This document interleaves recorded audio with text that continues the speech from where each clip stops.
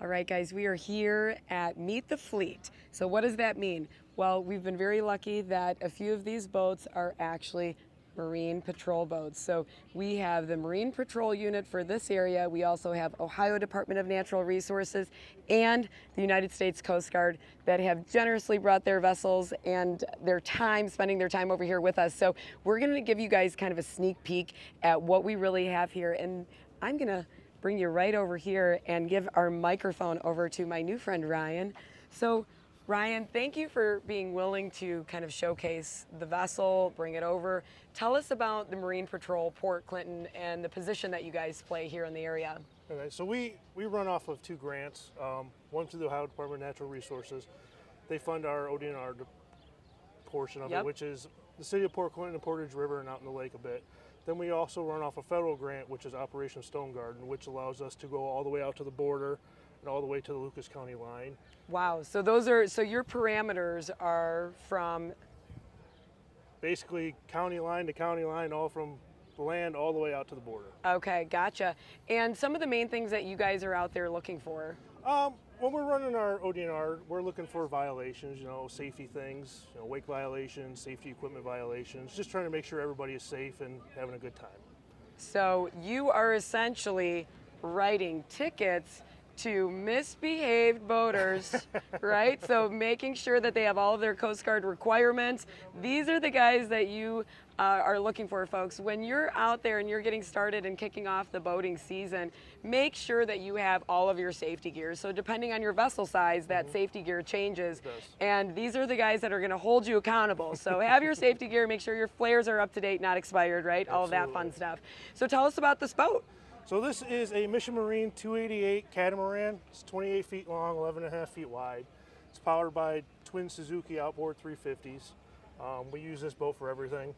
Our ODNR patrols, rescues, going out to the border. So you guys do rescues as well. That's Yes, we do. awesome. Yes. And are you guys hiring right now? Yes. We are. Awesome. So we talk a lot about Ohio Marine Careers. OhioMarineCareers.com is a new leg of LEMTA that we're creating in order to try and generate interest in the marine trades.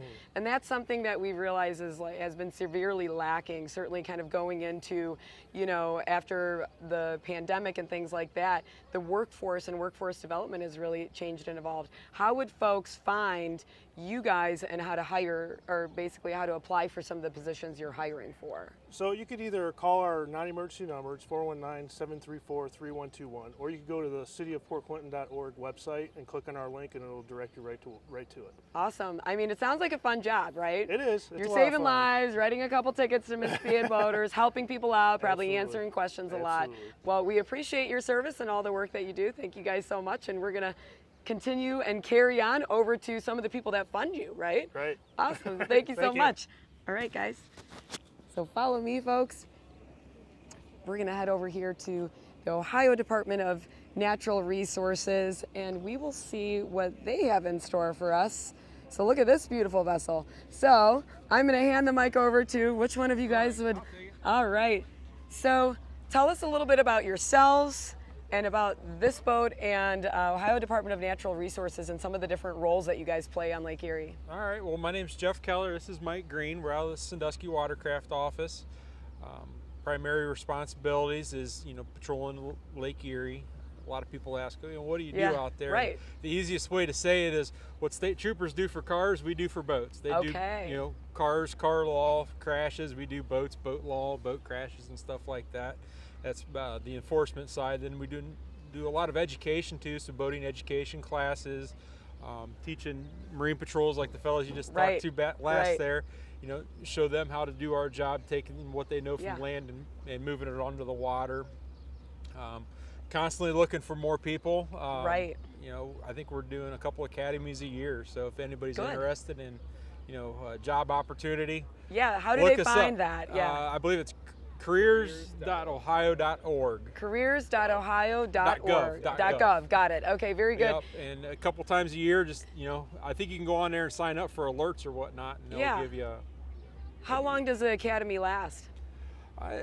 It's about 6 months. Overall training can probably take you upwards of a year, because once you get out of just the basic police academy, then we teach you the maritime stuff and the park stuff, and there's a lot to there's a DNR, lot to it. And when you look at going to school and your folks that are going right into college after high school, it's like you guys can come out with a really cool job. I mean, you guys are working on the water, you're doing a lot of great things for the community, serving all of these people that are out on the water, and you're doing it in a shorter time period probably than going to school for a 4-year degree. Absolutely, and DNR will even pay for your academy. So it's like Awesome. not only do they pay for your academy, you're getting paid to go through it, and you end up Right. working these types of jobs out in Right. the open every day. So it's kind of cool. That is very cool. Well, Yep. we definitely appreciate the service that you guys provide, right. and we're gonna move it along over here to the Coast Guard and All right, showcase some of the other outstanding. boats here. You guys Thank have you a good so day. much. Yep. Thank you. So we've moved in order of smallest to biggest, which everybody has their space and place. And we're going to be talking over here with one of the Coast Guard guys. All right, and he has been. I'm going to hook this on to you, bud. Yeah, no problem. It's fun when I get to interview people. It's like, well, who wants to do the talking? And everybody points to this one. They say, Yeah. well, he's the talker. So That's it. Introduce yourself for us. So I'm bosun's mate, Petty Officer 3rd Class Burnett. I've been in the Coast Guard about 3 years, and I'm currently training to be the person in charge of this lovely vessel here. I love it. So tell us about the boat. So this is our 45-foot response boat medium. Goes about 40 knots, 50 knots. It is very heavy, and this is basically our daily driver. This is what we do for most of our operations. We have this and a 29-foot response boat small. Here at Marblehead, we do a lot of search and rescue and law enforcement. So if we get the call, we got to go out. We do fluctuating throughout seasons. We'll do anywhere from 3 to 6 hours a day. Just coming out, doing recreational boarding, things like that. Make sure everyone is within their regulations and make sure everyone's safe. Very good. Now, I know that you guys obviously have a lot of different roles that you play as well. With the season on the Great Lakes being seasonal, right? We are not boating, but you still know you have your avid fishermen that are out there. Oh, yeah. What are your guys' parameters? Like, what does your season look like, knowing that some people are a little bit more risky and when well, they're going out? I mean, the truth is our season kind of doesn't end, Right. In the summer times, we're out doing recreational boarding, things like that. Right. And then in the winter time, lake freezes over and we're out doing ice rescue, Okay. So we're out most days, and we're trained to do just about anything that the job entitles us to do, Yeah, well, I know that the fishermen certainly appreciate knowing that comfort of just knowing that these guys are out there. But, at the end of the day, we always want to advise people, like, if the weather is bad, don't go out there and don't put these guys' lives at risk, right? Because, Exactly, yeah. Everybody goes out there and they take a chance. So it's just making sure that we're kind of considering Yeah. all the different folks that are. That's what we say, we love doing search and rescue, but, it's always nice when we're not doing it because it means people are learning, people are being safe. That's right. Permission to come aboard and take a look at the vessel? Yeah, come All right ahead.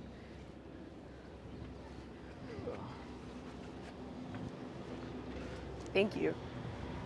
So what did you say powers this boat? What We kind of have engine? 2 twin Detroit diesel engines. Okay. I think we put out our lovely mechanic is over here. We put out Yeah. about 1,000 horsepower, correct?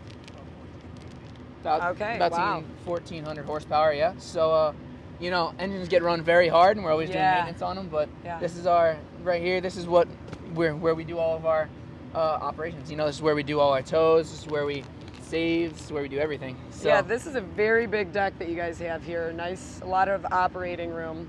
yeah, a lot of gear, a lot of hours spent here, a lot of days spent here. And Yeah.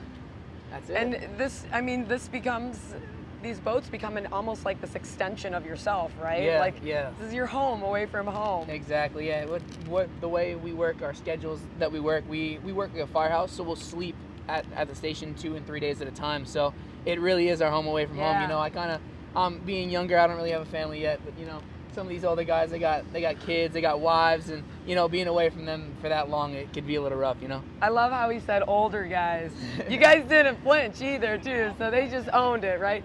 So walk me through, because I'm just curious, walk me through what a pre-trip looks like for you guys. So like you kick off, you're just getting started. What are some of those things that you check for? We teach a lot of folks to make sure that you're doing your own pre-trip on even your own recreational vessels, making sure that you have that tailored checklist that you're going through and kind of knocking them off, because at the end of the day, using deductive reasoning when things are going bad, it's helping, it's helpful to know, hey, we didn't have this problem when we started the day. Exactly, but yeah. if you never looked in the bilge, you didn't know that there was oil there for the past week, right? That's it, so what's your pre-trip look like? It all starts in the morning. We wake up in the morning, we'll do our kind of morning thing, and then every morning we go down and we do our boat checks. So we have this nice handy dandy folder we go through, and we have a ton of things, probably close to around 60 items, 70 items that we check every morning. And we make sure, we test every outfit of the boat, make sure all of our gear works correctly, because we're really bogged down and loaded with gear here. So we check it all in the morning, and then before we get underway as well. So once we finish with that, say we got a morning schedule, we go back, we go through our whole plan for the day, our planning event, our weather outside, the people that's coming on the boat, coming on the trip. We'll kind of rank our risk and our gain. Right. And then once we get down to the boat, we do another check. Engineer mostly does that, so we'll check our engines, we'll check our oil, things like that, all of our electronics. Right. And then, we'll GAR up again once we come down here. Our GAR is our risk assessment. And then we get underway. Awesome. Well, let's take a look inside, and maybe you can kind of explain. It looks like there's a lot going on in here. So let's take a peek and have you kind of explain. Yeah. So as you come in, this is our pilot house right here. So this is our engineer seat. You can see all the engine vitals in here. We have a camera when this chart plotter's on. We have a camera that looks down into the engine room. Actually, you can see everything that's going on down there. This would be our navigator. These two right here would be our navigator seat. This is a nice table, so if we need to break out paper charts, we can chart things like that on here. All of our charting materials are back here. This would be kind of like our boat driver is called the coxswain, so this would be like our assistant coxswain seat. It has all the gear that the coxswain seat has. So you have your chart plotter, you have your automatic identification system for different vessels out there. We have a bunch of different radios as well. So we have our regular radio that most mariners would have on their boat. Then we have an ultra high frequency over here that we use to talk to helicopters if we need to. And then we have our other VHF, that we use to talk to other Coast Guard assets and things like that. Up here are all our vital signs and things like that. We can, start the engine, stop the engines. This is all of our underway lights and things like that. Our sound signals. This is how you control and engage your engines. And then we just have these little small ones that are kind of an extension of our main chart plotter that tell us some more vitals and things like that. Yeah, that's awesome. That's a lot of stuff. But I mean, when you break it down, it all makes sense, and it might seem a little overwhelming for folks. But so with you guys being a Coast Guard vessel, are you required to carry those paper charts around? Actually. So everything kind of comes from our mother stations and from the heads of the Coast Guard. They kind of they run the word down. So we're actually recently trying to move away from paper charts and things like that. So it's kind of a big process in the Coast Guard currently, but me being a boatswain's mate, I'm your textbook sailor. So what you do is, when we go to school, we get trained in charting, we get trained in everything like that. We get trained how to use these navigation packages and things like that, and that's what we use. So we have to be well-rounded, no matter the circumstances. So, the big reason why you carry paper charts is if you were to lose your power, right, that you would still be able to navigate and find your way. What would be the chances of losing power on something like this, and what's your backup system like? It definitely happens. Yeah. Probably, I like to say uncommon. From our great engineers back at the unit, they're keeping everything in check. But we are trained in that worst case scenario. So we do have a little binder that actually is our cheat sheet that kind of tells you everything. But it's all standardized throughout the Coast Guard. Whether you lose power, whether your engine is in trouble, maybe you have a fire in the engine room, if you have someone falls overboard. So we have a whole kind of extensive standardization throughout the Coast Guard for all of those emergency circumstances. And, in my quick recommendation, I would say everybody should have that created for their own vessel, right? Yeah. Tailored to your own vessel. We'll wrap up with one piece of advice you could give to boaters out there. Yeah, one piece of advice I'd give for boaters is probably, make sure your vessel's in check. Always have that emergency plan. Make sure all your life jackets are good, and maybe if you have someone on board and they're new to the vessel, tell them where everything is. Tell them where your fire extinguishers are. Tell them, where your radio is, things like that. Because just in case maybe the driver gets hurt, they have that knowledge as well. That is great advice. So making sure that you guys are orienting your crew and giving them all of those details on where everything is. Folks, we want you to be safe. These are the guys that help you be safe. Thanks so much for tuning in. Come see us at the boat show. We're here till 5. Thank you.